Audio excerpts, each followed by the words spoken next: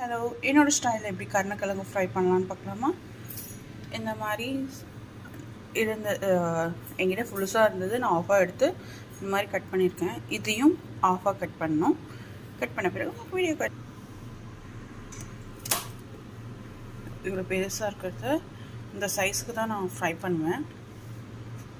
ஏன்னா கொஞ்சம் தடியாக கட் பண்ணோன்னா வேக வைக்கும்போது உடையாதுன்றதுக்காக ஸ்டீல் இல்லையா வழுக்குது. Just I change my knife. Cut பண்ண பிறகு இது சைஸ் எல்லாம் ஓகே.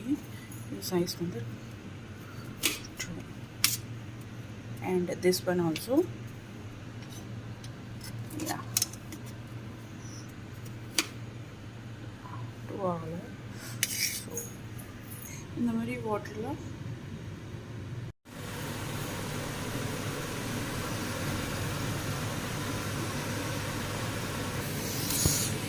done my fry.